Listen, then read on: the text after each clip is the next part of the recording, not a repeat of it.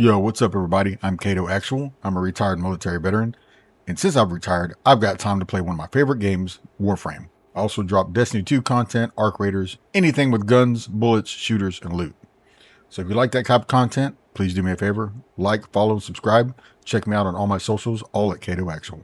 Alright, now the first thing I want to get into is one of the most exciting parts of this update for me is the new Warframe, Sirius and Orion. Now, when they first came out, we helped bring Jade and Stalker's Child into the world. And this Warframe is actually one Warframe with two personalities. You know, that's right. Two suns, one Warframe. Digital Extremes has revealed that Sirius and Orion will occupy a single Warframe slot, but each has their own abilities and playstyle. Players will be able to swap between them during missions, almost like having two Warframes active at the same time. To me, kind of like, I guess, Wukong Prime's little clone. Maybe it works like that. I don't know. Can't wait to check it out. Now, when you're controlling one brother, the other brother can fight alongside you. Honestly, this might be one of the most ambitious Warframe designs we've ever seen. So from what we've seen so far, Sirius appears to lean more towards Jade's side of the family with brighter visuals and celestial themes. Meanwhile, Orion seems to embrace more of the Stalker's darker and more aggressive style. Probably melee is what I can figure. The lore potential here is insane. Not only are we going to get brand new Warframe, but we're getting a continuation of one of the most emotional quests Warframe has ever released. And let's be honest, after everything that's happened to Jade and Stalker, I don't think anybody expected their child to become one of the most unique Warframes in the game. Between the new quest, the new gameplay mechanics, the new Proto-Frames, Railjack content, Incarnons, and all the other stuff, Jade Shadows Constellations is shaping up to be one of the biggest updates I've personally seen in a long time. Now, one of the other things I want to get into are the new Arcanes are going to be introduced with this update. One of them right here, I believe is specifically made for Folly. This lady with a lot of cake is going to be even more deadlier now, because every time she spawns with some of her canisters or barrels or whatever, they're going to give her a lot of efficiency. And to me, that's going to be amazing. So I can't wait to play with her and use this Arcane here. All right, now let's dive into the Railjack content. One of my favorite things in Warframe is the Railjack. A lot of people didn't like it. They said it was buggy and a bunch of other stuff. And I usually take people along with me at higher level content to get better Railjack stuff. But don't worry if you're starting it and your Railjack sucks, they're going to give you a loner that's kind of overtuned. Now, speaking of that loner is going to come from one of the two new Proto-Frames, Ash or Garuda, Ryoku or Vina. Now, you're going to choose who you're going to fight for, and you're actually going to use their Railjack to fight in this new area that you go to. Now, the new area is called Uranus Proxima. That's right. We're going to be farming in Uranus. Now, within that farm that you're going to be farming on Uranus Proxima, at Pontus Tower, depending on who you choose, you're going to get these tokens. The green ones or the red ones, pretty much. And you're going to do certain missions, and with those tokens, you turn them into a secret vendor, and that's how you obtain Orion and the Sirius Warframe and the respective weapons. So that's the good part about the Railjack that's coming in the new update, Jade Shadows Constellations. Now, the next thing I want to get into is Nidus's Retouch. It's not a rework. He just got a retouch. He's got a little bit more health on his respective Warframes, either regular or Prime. He's got a little bit of health bump. His max stacks have been maxed to 200, and he reaches stacks faster. And his maggots have different stuff too, where you can see them better. They have damage ticks, and they also added a dot tick damage number that you can see. Now, for Nidus, his Virulence first ability now leaves a lingering trail of spikes that deals damage and helps generate stacks when enemies stumble into them. So you don't have to constantly kick all the time. It's there and it can be recast. And so that's going to help you get stacks a whole lot faster. But yeah, he's got a pretty good retouch. I like that. And don't forget, tomorrow also dropping is Styanax Prime Access. I've been waiting for this dude. I want to see what his nipple tassels do this time. Last time, they were kind of mid.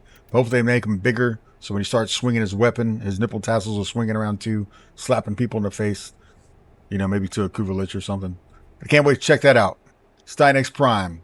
What the hell was that? All right, next thing we got coming out on this new update, we got a couple of new augments. Noctua Swarm. Noctua Augment. Alternate fire releases Peregrines that swarm XM around the point of aim for Ys. What? Inflicting damage on enemies and restoring energy to allies for Dante. What? Noctua Swarm. Wait, did I say Hawk? Okay, anyway. Rhythm Guard. Passive augment. Gain X over guard when using an ability on the back beat amount. Doubles up to Y per beat, but rest if the beat is missed per temple. Yeah, those are new augments. So those seem cool, right? All right, next up, Dante has a pretty cool skin. Looks like an owl, something like that.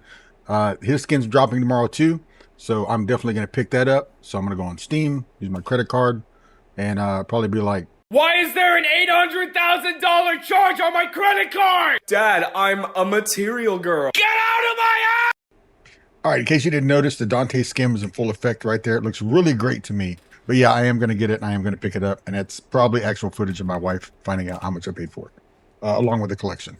But all right, for the next thing I'm going to get into are the Incarnon weapons.